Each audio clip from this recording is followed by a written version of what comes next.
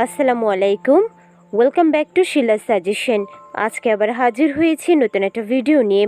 আজকের ভিডিও, গর্ভাবস্থায় ডিম খেলে কি হয়, প্রতিদিন ডিম খেলে কোনো সমস্যা হবে কি না, ডিম খাওয়ার উপকারিতা অপকারিতা, কয়টি করে ডিম খাওয়া যাবে, বিস্তারিত আলোচনা থাকছে ভিডিওতে। শেষ পর্যন্ত দেখুন। ভালো লাগলে চ্যানেলটিকে সাবস্ক্রাইব করতে ভুলবেন না। অনেক আপুরাই কমেন্টস করে প্রতিদিন ডিম খাওয়া যাবে কিনা। ডিম হচ্ছে একটি পুষ্টি সমৃদ্ধ খাবার, একে সুপারফুড হিসেবেও আখ্যায়িত করা হয়। ডিমে রয়েছে প্রয়োজনীয় পুষ্টি উপাদান, প্রোটিন, ফ্যাট, মিনারেলস, যা স্বাস্থ্যের জন্য খুবই ভালো। এটা যে কোনো গর্ভবতী মহিলার খাদ্য তালিকায় অবশ্যই থাকা উচিত। গর্ভাবস্থায় অতি প্রয়োজনীয় selenium, zinc, vitamin A, D ও ভিটামিন বি কমপ্লেক্স, যা ডিমের মধ্যে বিদ্যমান। তাই গর্ভাবস্থায় ডিম খাওয়া স্বাস্থ্যের জন্য উপকারী। প্রথমেই জানব ডিম খাওয়ার উপকারিতা। আমরা 6টি খুব গুরুত্বপূর্ণ উপকারিতা তুলে ধরব। প্রথমত, ডিমে রয়েছে প্রচুর পরিমাণে প্রোটিন, যা গর্ভাবস্থায় খুবই দরকারি। গর্ভের বাচ্চার বেড়ে ওঠা, বিশেষ করে বাচ্চার কোষ গঠনে প্রোটিন খুব জরুরি। গবেষণায় দেখা গেছে যেসব মহিলারা গর্ভাবস্থায় নিয়ম মেনে ডিম সেবন করে, সে সকল বাচ্চা খুব দ্রুত বেড়ে ওঠে। শিশুর মস্তিষ্কের বিকাশ। ডিমে আছে কোলিন ও ওমেগা-3 ফ্যাটি অ্যাসিড।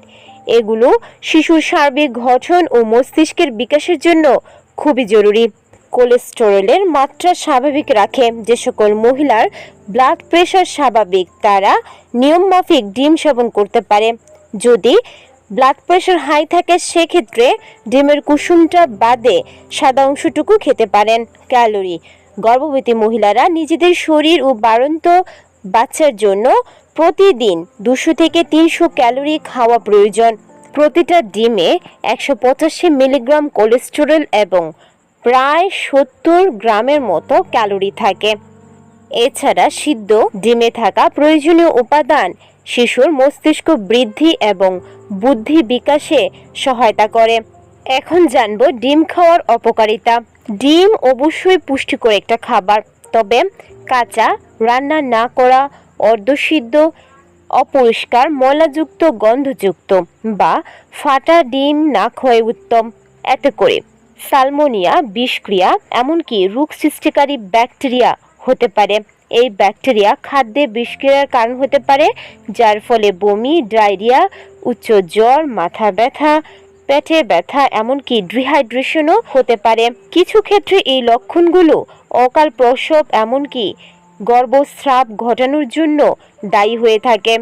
তাছাড়া গর্ভবতী মহিলা যদি অতিরিক্ত কোলেস্টেরলে ভুগে থাকেন, সেক্ষেত্রে ডিম খেলে কোলেস্টেরলের মাত্রা বেড়ে যেতে পারে। সেক্ষেত্রে ডিমের কুসুম না খেয়ে শুধুমাত্র ডিমের সাদা অংশ খাওয়াটা জরুরি।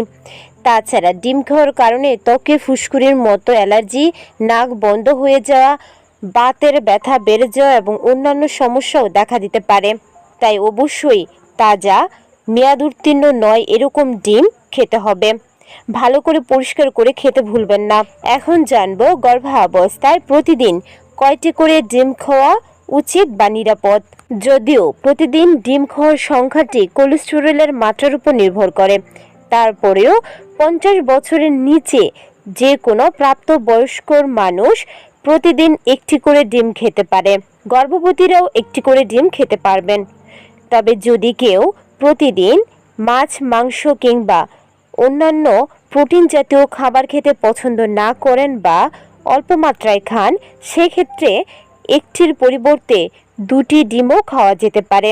যারা ভেবেছিলেন প্রতিদিন ডিম খাওয়ার সমস্যা, তারা তো বুঝতেই পেরেছেন একটি করে ডিম খাওয়া যাবে।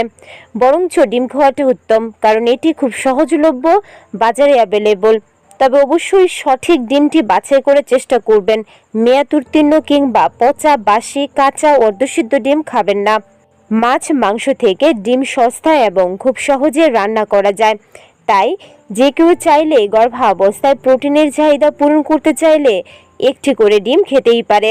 আশা করছি ভিডিওটা দেখে ক্লিয়ারলি বুঝতে পেরেছেন ডিম খাওয়ার প্রয়োজনীয়তা কতটা বেশি। ভিডিওটা ভালো লাগলে চ্যানেলটিকে সাবস্ক্রাইব করতে ভুলবেন না। আজকের মতো বিদায় নিচ্ছি। আল্লাহ হাফেজ।